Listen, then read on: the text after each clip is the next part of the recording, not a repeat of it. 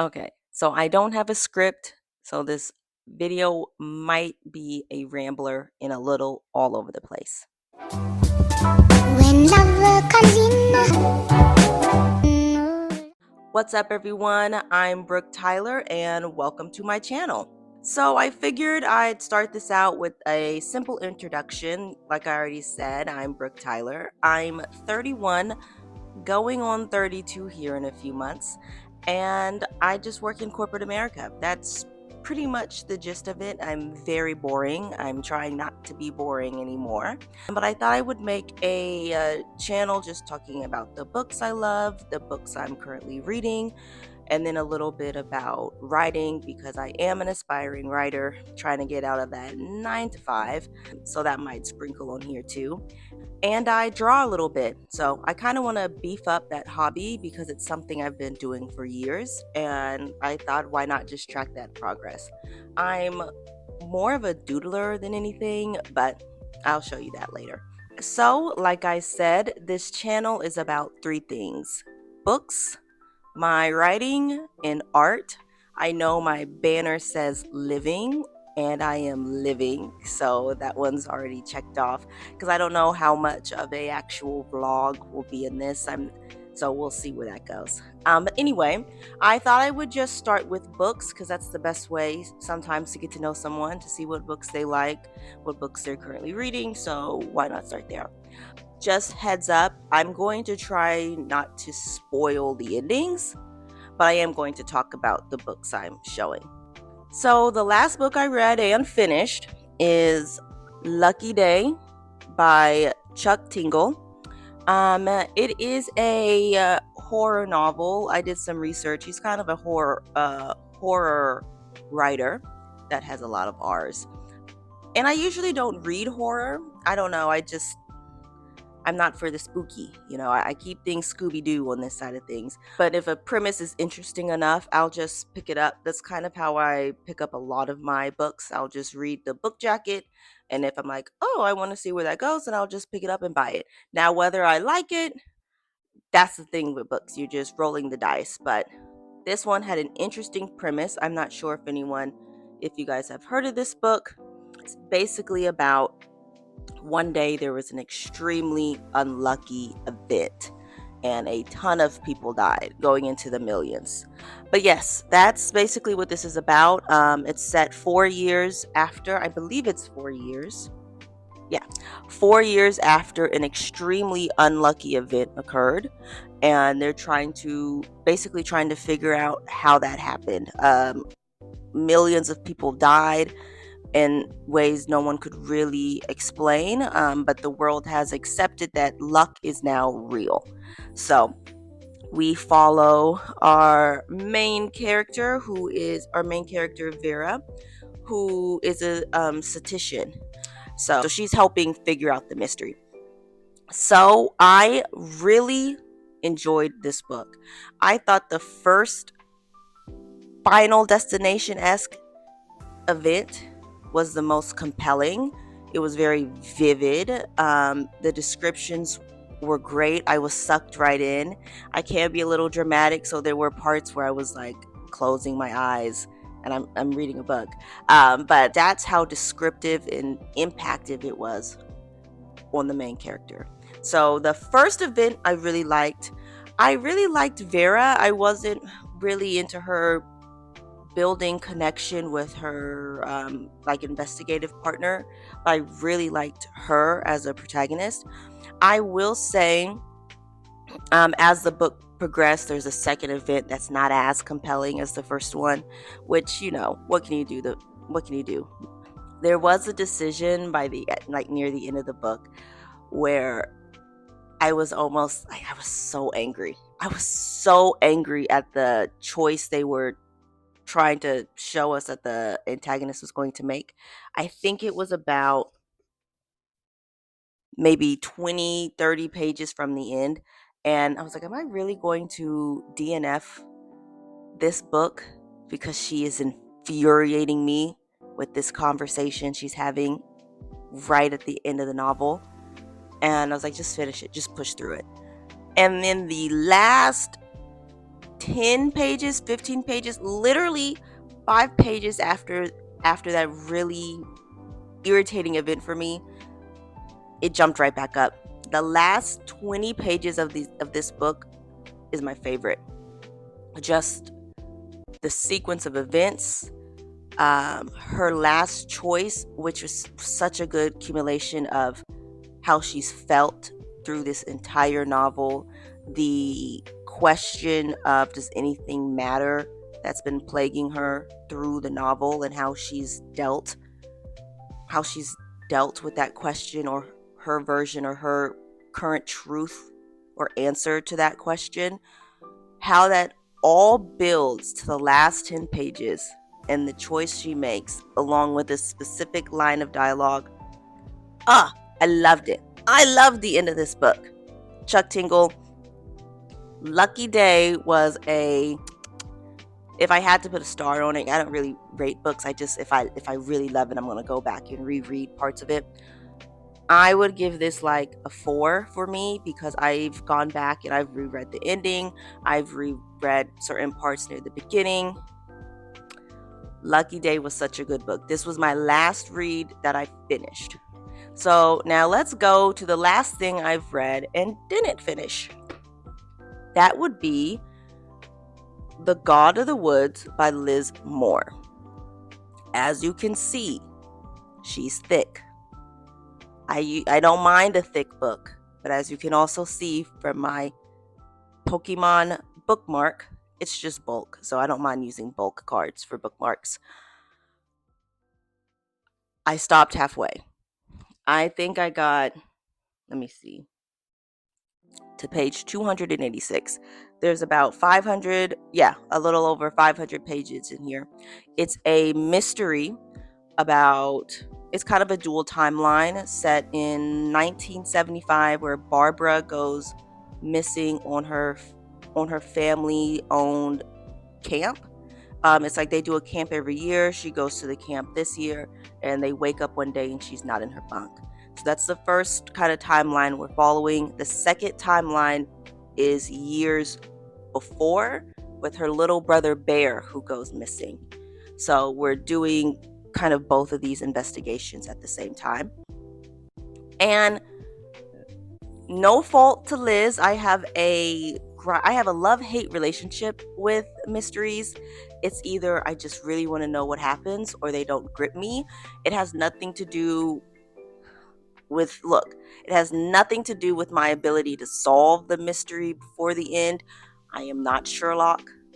I am gasping and oh my God when things are revealed. I do catch certain things. I'm not going to get too down on myself, but I don't read it enough to know the tropes or the hints or the red herrings, the clues that mystery writers typically leave in their work.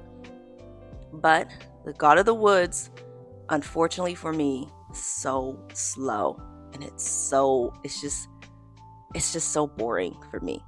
There's almost like no tension through the whole first half of this book. I don't really feel the stakes. Barbara is missing, but the way that the timelines interweave, there's not a sense of urgency, it feels like, in finding her. Halfway through, I think the main protagonist, or the actual investigator, has just arrived on the scene, and that's not a knock. I've read books before where we don't meet the protagonist or the main cop till later. I've read the book that Will Trent is based on, so he doesn't show up till way later. But it doesn't work in this one. In Karen's book, the Will Trent book, I'm not going to pronounce the name because I'm going to butcher it. It's so compelling right off the jump, right from the beginning, with the murder and the investigation and some of the reveals you get.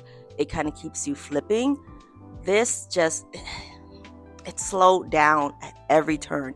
Every time something interesting was about to happen, or we think we're about to get a piece of a puzzle, someone goes missing, or we go back to the timeline with Bear. And we spend a lot of time with Bear and Barbara's mom, and she's also part of the reason why I just can't get through this book. Bear and Barbara's mom, her name is Alice. And at first, I was really sympathetic to her character. Like, we see her as a young woman. She's not even 18. She marries this much older man, which is normal at this time period. She hasn't come into herself. And for most of her life, she's just followed the will of her parents, her sister, and now her husband. So she really doesn't have an identity outside of being a Van Laer. That's their last name, because the husband's name is blanking on me right now and I have the book in my hand. She never really finds her footing in this life. And I was really sympathetic to that. There were moments where I was in tears for Alice. But at one point, she went from sympathetic to pathetic, personally. I think it's because there's something in her passivity that I see in myself that I was able to relate to at the beginning. And then it went past a point of relatable. I wanted her to stand up. She didn't have to argue because it wasn't really her character, but I guess that's my point. There wasn't anything to her character outside of how passive she was. And there was a moment where when she first has Bear, and she loves her son and she loves being a mother. And I was thinking, this is it. This is where she's going to find herself, find her voice in being a mother. She might not ever find it in being the wife or Van Laer. She won't ever find it with her husband's friends. But here in motherhood, that we spend so much time with her pregnant and then before the birth, it was like she's going to find herself here. She's going to find her voice. She's going to be not really assertive, but she's going to be running the child rearing. I was so hopeful for her, and that didn't happen. She still defers to the nanny. She defers to her husband. Even when she wants to do something different with Bear, when people tell her no or make her feel silly, she just goes along with it. And I couldn't get into that. I just could not get into that. And since we're flashing between timelines because there's a huge age gap between Bear and Barbara, and she's still the same. The pieces of her we see in the current timeline of 1975, she is still the same. And I was just like, she's never going to change unless something in the second half of this book where she finds herself, maybe. The way it's currently reading, I don't think she's going to find a voice for Barbara. Her and Barbara were very disconnected.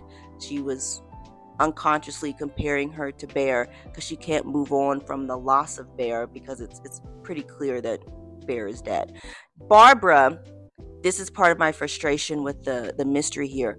Barbara does not read as in danger. Sure, they wake up, she's missing from her bunk.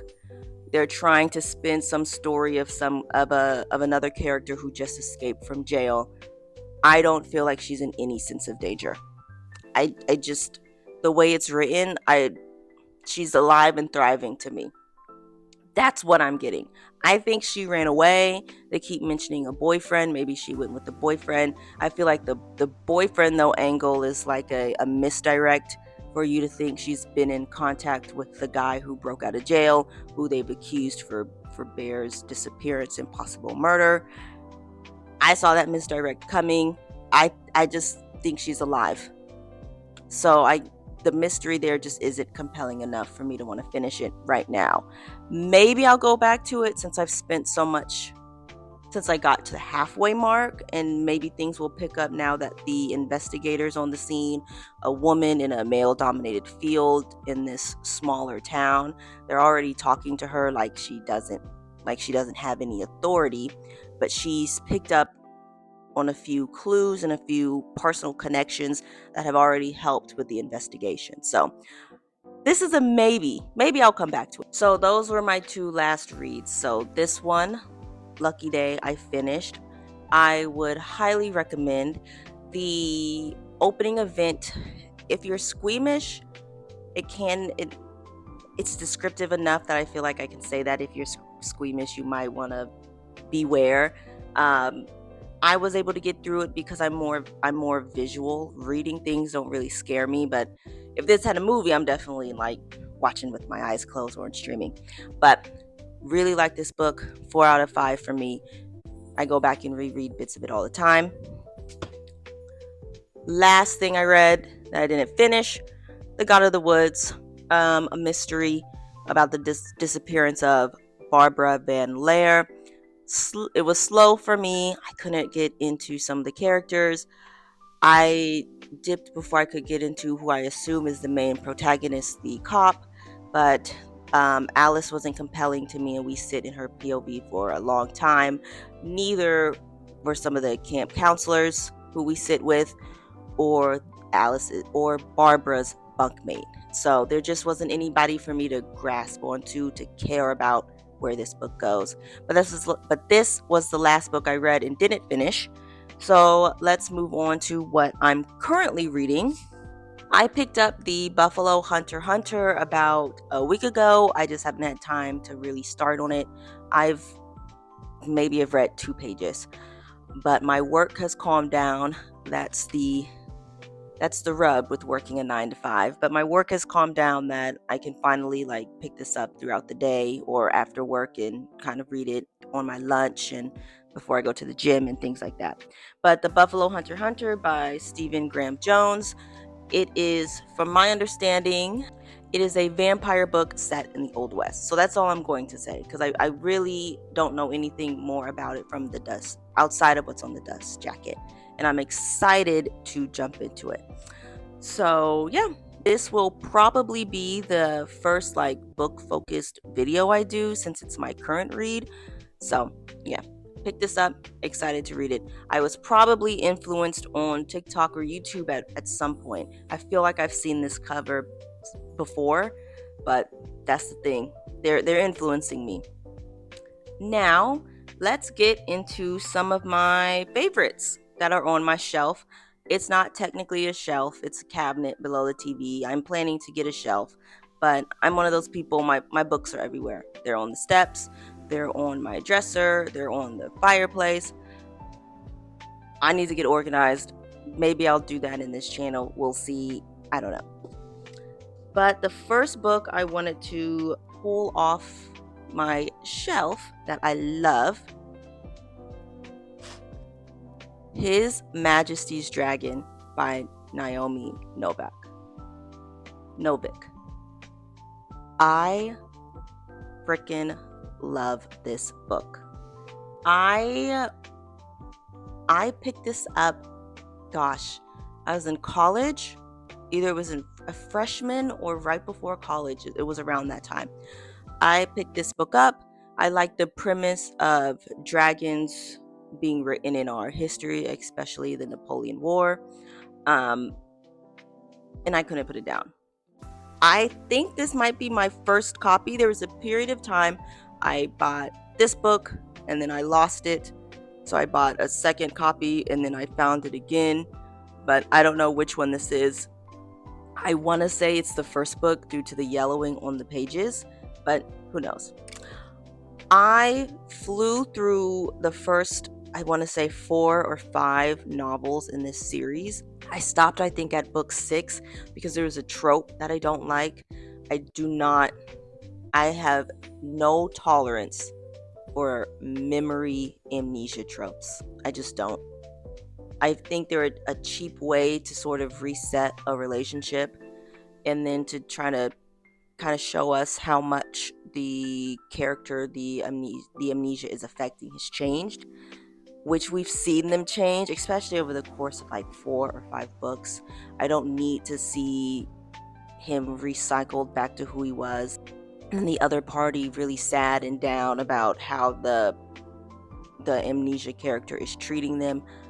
I can't get behind it. They do it a lot in mangas, and I go back every time. So I never got past that book. So I think that was about book 5. I'd have to go double check. But His Majesty's dragon, especially the first one, I have kept with me throughout the years. I reread it all the time. There's something about dragons. I have a soft spot for dragons. Sometimes that's all you have to have in a book for me to give it a try. So that was an easy pickup. The characters I really like. I'm not gonna lie, some of it is tropey, and I was okay with that because it was well written to me. Um, the bond between him and the dragon, him having to not me saying him, but Will's bond with the dragon, uh, going through the corpse, seeing how advanced the dragons are compared to what society perceives them to be, how their relationship affects the war, how the dragon changes everything. I don't have a deep dive for you. I don't have an analysis of the plot or the characters. I just had a lot of fun with this book in this series up to book 5. I love this. This comes with me everywhere. This just stays in my car. Well, not in my car, in my house. But if I'm going like on a trip, if I'm going to visit my grandparents or my grandmother, I will bring this with me just in case. I love this book. Another favorite on my bookshelf. I'm only going to go through like 3 or 4. Another favorite on my bookshelf is an old one, Lightning by Danielle Steele. So what's crazy about this book is I know definitively I was in high school because I picked this off my mother's shelf. She had a huge bookshelf at our old house, or her old house, and she had a boss who was getting rid of a ton of books from their personal library, and so she took them on. And when I was in high school, I would just go through her shelf and pick a book and read. And this was on the shelf, and fell in love. This is so the drama in here, I think now is a little stereotypical. Probably not when it came out, but the drama, the characters, how the plot unfolds. This sucked high school Brooke in. I love this book. I've gone back and have reread the whole thing at least like 5-6 times. At least. But this is basically about a woman. She is married. She has one daughter. They are a successful, happy, loving family. And then she's diagnosed with breast cancer, and how that rips through the family because, not really a spoiler because you find out very early, but her husband cannot handle it. He can't handle it. And so he goes completely left. Now that I'm looking at it, there's a lot of things in here that remind me of a manhwa about the like a female lead who's misaligned by her husband, or air quote, a prince, and another woman who's kind of a white lotus, who's not really nice and angles for her husband by always putting her down. The second lead, or the duke, who comes in and is very sympathetic to her plight and what she's going through. All of that is in here. Oh my gosh, all of that is in here. There are moments with her husband, and like I said, there's some spoilers. I'm not going to spoil the ending, but there are moments with her husband before they get divorced that he was really irritating me, and I felt like I was reading a manhwa about a guy making terrible decisions and blaming it all on her on her cancer. Oh my goodness, I love this book. It was so not crazy, but you're reading it. When I was in high school, I was reading it. I was like, oh my, I was just so upset for her. But then I really I had tears for when she was putting her life back together. I felt vindicated when things were happening to her ex-husband. I felt love for her when she was learning to fall in love again with somebody else. I felt love for the daughter who's trying to navigate, all of a sudden going between 2 homes, and a potential stepmother who does not like children, even though she has a child as well. Such a good book. Now, the ending I will say I don't know if people will like it, if anybody picks it up from my ramblings, because it's a dated book, so I don't just expect something different, I think, from what I'm saying. But I love this book. I've gone in and I've reread it. I go in sometimes and just reread certain chapters. This is the original I've pulled off my mom's bookcase. It has gone through some wear and tear because she's moved over the last decade, um, over a decade, and it's been packed up in my my box. And I've pulled it out recently, and I've put it on my shelf, and this was just a solid read for me. Now, this next book, it's so crazy. This next book, I feel like tells you more about my reading preferences than any of the books I've mentioned before. But Phantoms by Dean Koontz. This is another book I read when I was in high school. I'm starting to realize a lot of like my all-time favorites that have followed me through life have been from like high school, college age, and I don't even care. I don't even care. I will pull off my shelf a more recent favorite, but this one is another one. I haven't had this book. This isn't the original that I've had since high school. The original book I had like the black cover or whatever, and I lost it in between my mom moving and then going to college. So I rebought the book, Dean Koontz Phantoms.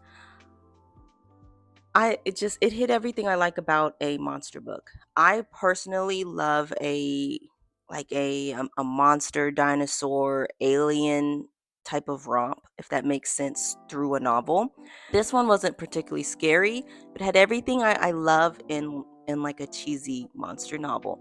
Sorry, Dean, but it is, when you reread it, it is kind of cheesy. It reads like a 70s monster novel or like a 70s monster movie, and that's part of its charm for me. It's basically about one day this woman, she's coming back with her niece, I believe. I'd have to read it again, but she's coming back to town. They live in a small town, and everyone has disappeared. There's not anyone left except these strange puddles of water, and she can't really make contact with anyone outside of town, until a police officer from a town over comes to investigate a call that they received, or that they weren't able to get in contact with the local police. So that's where this mystery starts and unfolds. And then we get the monster, the government gets involved, yada yada yada. Check on tropes, and check that I love that stuff. I love a monster novel where we're trying to find the monster. We don't know what it is, and then the government gets sucked in. It had everything. It just has everything I like in that type of story. Again, I don't have any deep analysis for you on the plot or the characters. I'd have to give it a true reread to do that. I mean, I can be honest and say the characters weren't really, now that I'm thinking back on it, the characters weren't really compelling. I believe the main woman I liked because she was smart and capable. But I read this for the monster bits. I read this when they find these puddles of water and they don't know what it is. I read this for when the government is sending in all this tech so they can run analysis, and when they find out that the puddles aren't just water. I read this for when they meet the monster and they learn it can mimic human voices and that it's intelligent.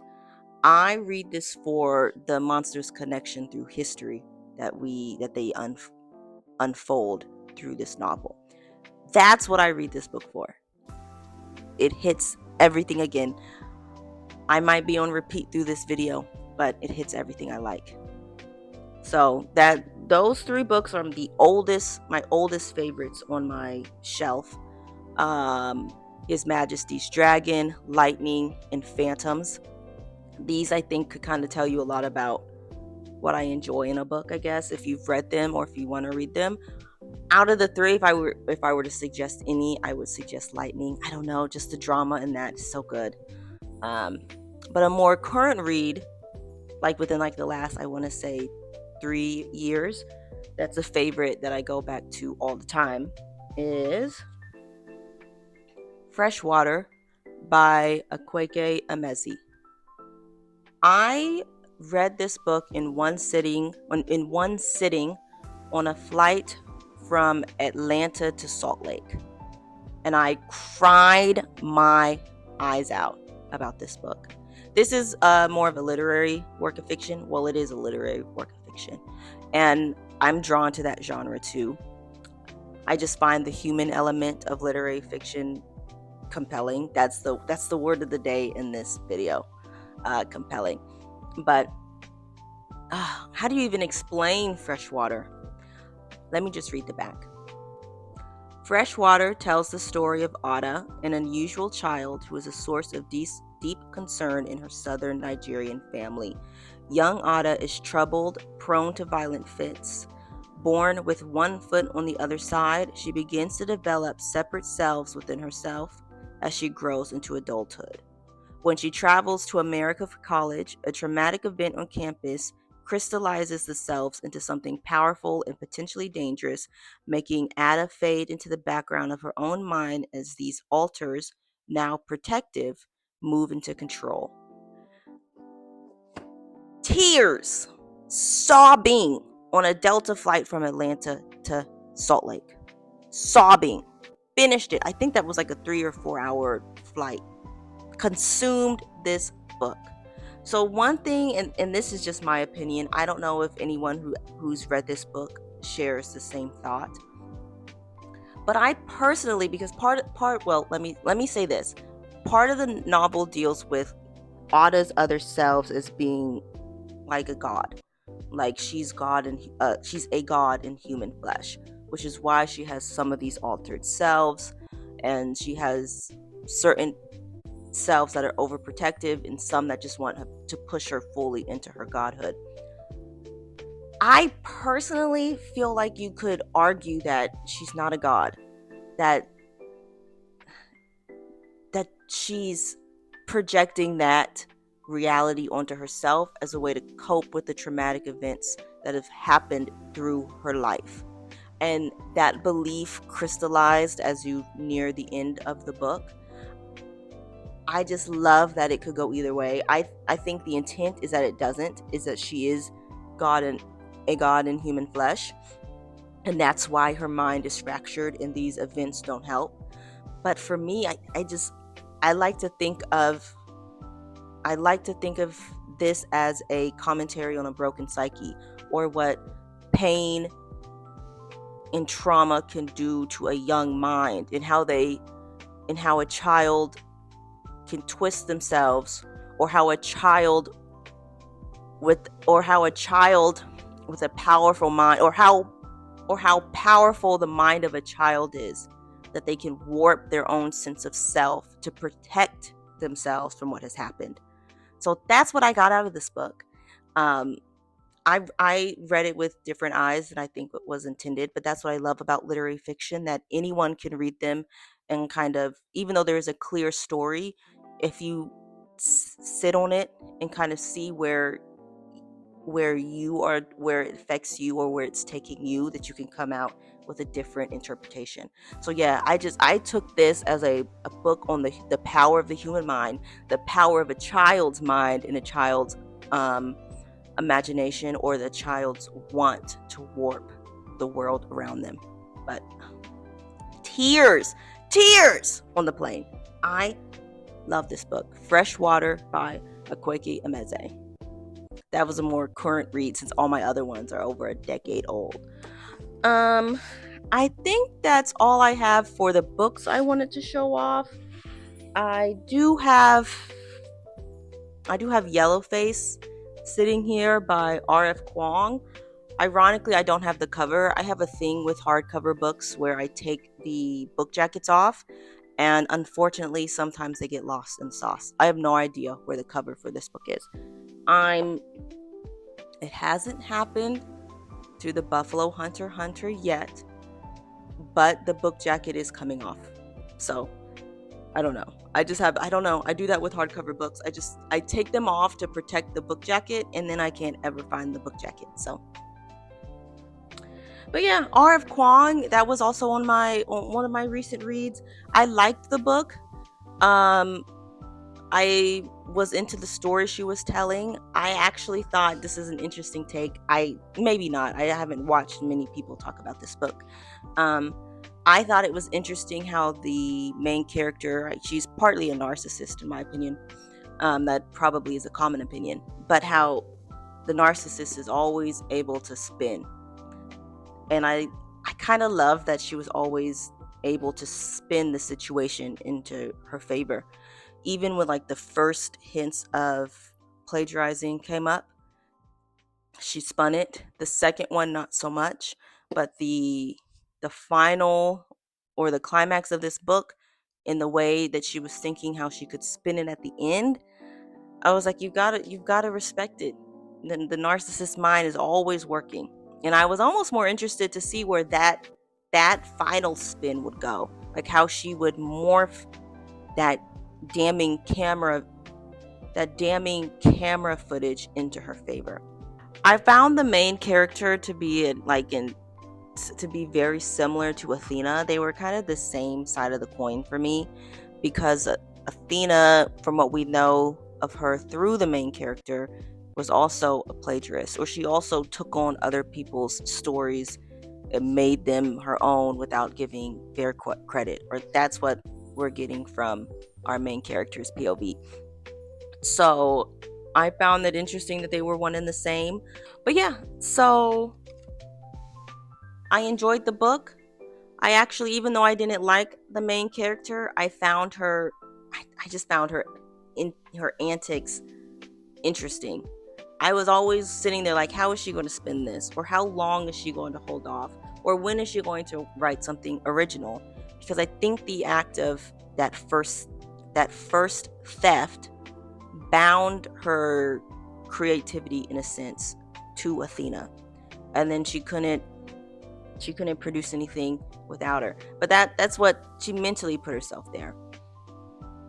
So, but what can you do? But that one was interesting. That was another, I think, book I've read in like the last year or so.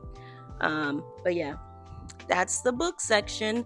I will keep people updated, put timestamps or whatever. But now I just want to talk a little bit about my writing. Like I said, I am an aspiring writer. Yes, I do see that a lot of book talkers are also releasing books. I am hoping to be one of them. But yes, I'm an inspiring writer. I've been writing for a few years. I write a lot of fan fiction, a lot of fan fiction. So I probably will be sharing some of that on here as well as tracking my progress on my current novel. I say current because I have like at least 5 active projects in my Google Drive. Don't follow my example. My mind jumps from idea to idea to idea. I literally had one last night, and I've gotten into the mode of just writing them down and saving them for later. So I'm trying to focus all my energy on one project, project TTL. I will share more of that endeavor later. Possibly. Your girl is a little paranoid, so we won't probably get too deep into the plot, but I'll share a piece of writing just so you kind of see what I'm working with. So let me see what I've got in my let me see what I've got on my drive. Okay, I'm going to share a piece of writing, just the first 2 pages of an idea that hasn't really gone anywhere yet. I do have it saved in case I want to revisit, but it's super rough. I know it is. I haven't touched it since I put it on the page. Sometimes I do that when I have an idea or a scene. I'm like, let me just write it down, and when I'm ready, I'll revisit, make some points, and see if there's anything that can be built into an actual story. So I'm going to read the first 2 pages. I will put it across the screen somehow in whatever editing software I'm using. And this is this was a magic school thing I was playing with. I'm just going to read it to you guys just so you have a feel of my writing and then you guys can decide to follow that if you want. I don't know. Anyway, here's the first 2 pages. Moran School for Witches, the poster institute for young girls to hone their casting and elixirs in a quaint little town in the middle of nowhere, America. Abra couldn't even name the state if you asked, and she's been going to this picturesque school for a year now. It's a 4-hour flight from Georgia, she remembers. It was miserable. They flew through and over multiple storm systems. The turbulence was awful and scarring, but also an omen. Abra should have turned around right on the landing, begged her mom to take her back, and let the dreams of being an accredited witch fade from her memory. She would have been pissed, sure, but it would have been better than this absolute nightmare. Come now, Abra, Miss Delver's hawk-nosed twist, pulling her small lips into an indecipherable pucker. This is freshman material. Abra glares down at the stubborn, immovable broom and spreads her feet. I'm trying. Any lip left disappears between the teacher's teeth. Try harder. Abra shoots the old crone a withering look. Try harder? What kind of instruction is that? Miss Delver sighs. A broom requires a small yet sturdy love source, a love for a pet, your favorite food, or even a faint appreciation of such a beautiful day should suffice, though maybe you're in need of a stronger source. Abra hisses at the implication. I got it. She adjusts her grip on the broom. It's worn, more like a twig than a proper broom, but it's the best of the school's raggedy selection. She shoots an envious look at her classmates. They didn't have to practice on the shoddy selection since passing the test. No, they got to spend the entire first quarter carving their own brooms while she struggled to get more than a foot off the ground. Today, Abra. She flips a hidden middle finger against the wood and closes her eyes. Despite everything, Miss Delver is right. It is a nice day. There's not a cloud in sight, and the air is warm instead of scorching. The trees are thick and full, with green leaves and white flowers practically dripping from the branches, just the way she likes it. Abra pulls in a steady breath and focuses on her love for the setting. It's weak. Definitely not enough to fuel the magic needed to send her soaring, but it should get this stupid stick off the ground. She pulls at the feeling before she loses it. The broom wobbles but lifts. Abra's heels leave the grass with a grin. It's slow going, and she loses a few inches with each move of the wind, but she's flying. Hold it, she thinks. Just a few minutes and she'll pass. There you go, Abra, a voice sings. But think of it more as a steady flow than something to pull from. That should stop the wobble.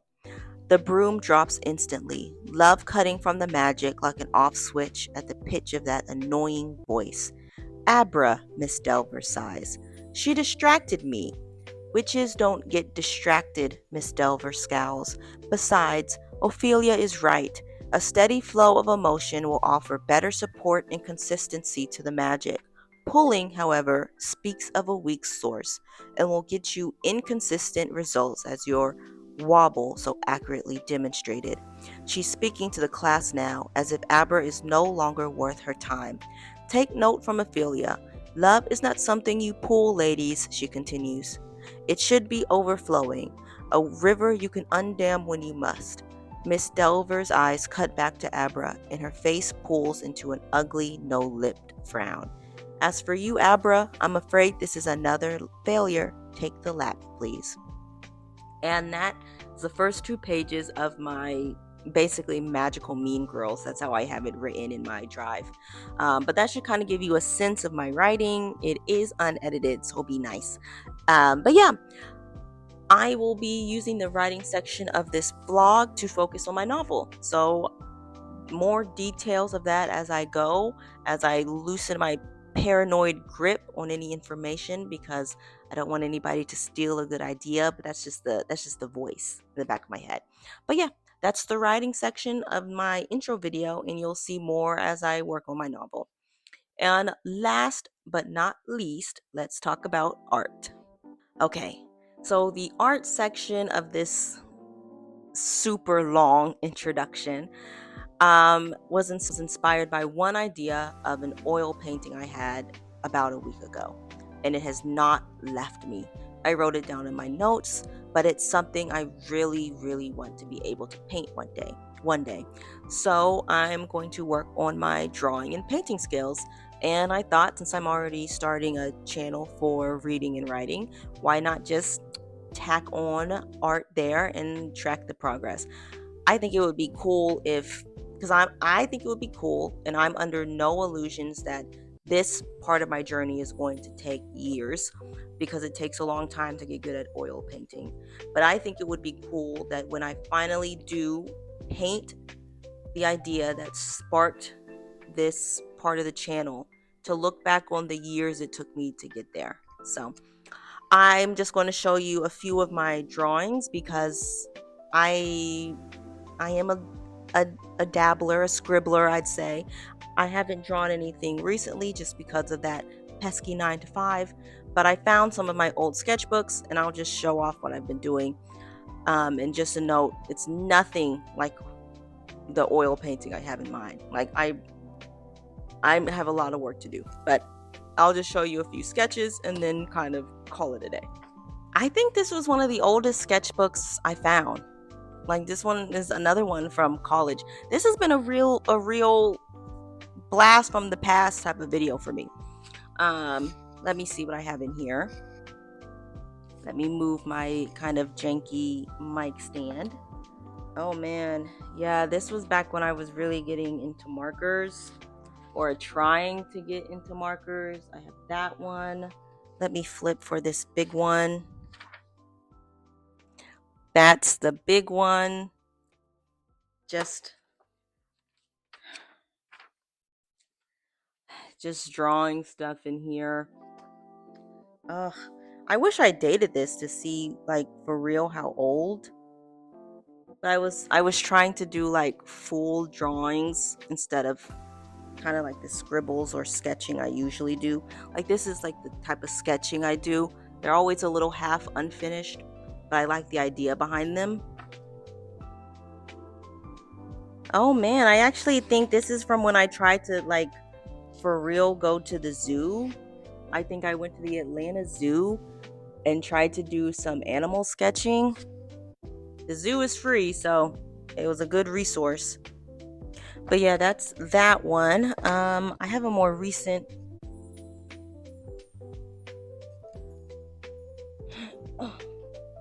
It's like I have a more recent sketchbook somewhere. This one I think was maybe from last year. Yeah, again, I think this was from Infinity Train. I honestly can't remember. Um, More sketching, trying to figure out shadows and things of that nature. As you can see, trying to study. I've got some figure drawings on here. There's like a great like site on YouTube that I use.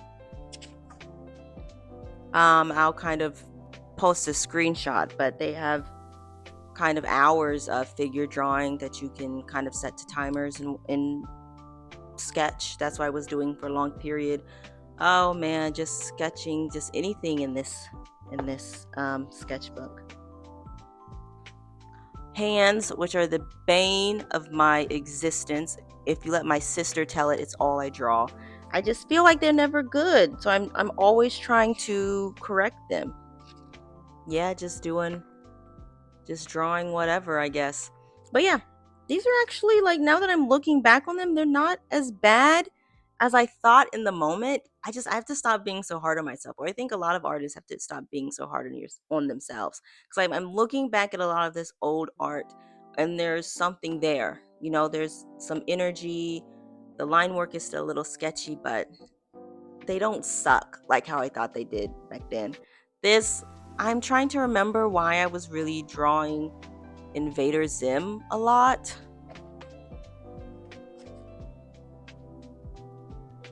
Yeah, I've got like pages upon pages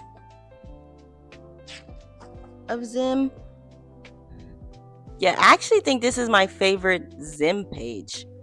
But yeah, So yeah, this art one I'm trying to track for this oil painting. So as I go, I want to draw every day. I will be recording those, and then I want to maybe start painting like every week.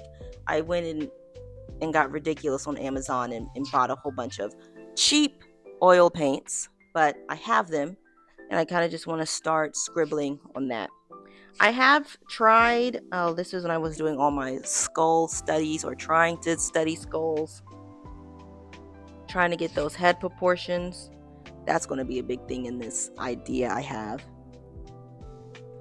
I was actually trying to be a little bit of a student in here. It's not too bad. See, trying to work some stuff out. But as you've noticed, there's nothing truly complete, which isn't a problem, but that's what I'm going to have to figure out through this blog as well, like actually finishing some pieces. I do think there's only I think 3 drawings in here because watercolor like really intimidated me. I didn't really know what I was doing. I felt like yeah, it was really intimidating. Something about paints and the permanency of paint was really messing with my mind back then. So I think this is the last page. Yeah, this is the last page in this notebook for watercolors. So, but yeah, I will be tracking that. I guess that's it for the art section of this video. I'm realizing the longest was the books because I had a lot to talk about.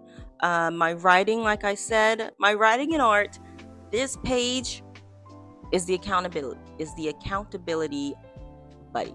Sorry, sometimes I stumble over my words, but this is my partner. These weekly updates will hopefully keep me on task. If I start making excuses, call them out. I can't be busy 24/7. It's not how my 9 to 5 works. So, but yeah, that's my intro video. I hope that told you a little bit about me, about the books I like, the things I write, and the things I draw. So, see you next time.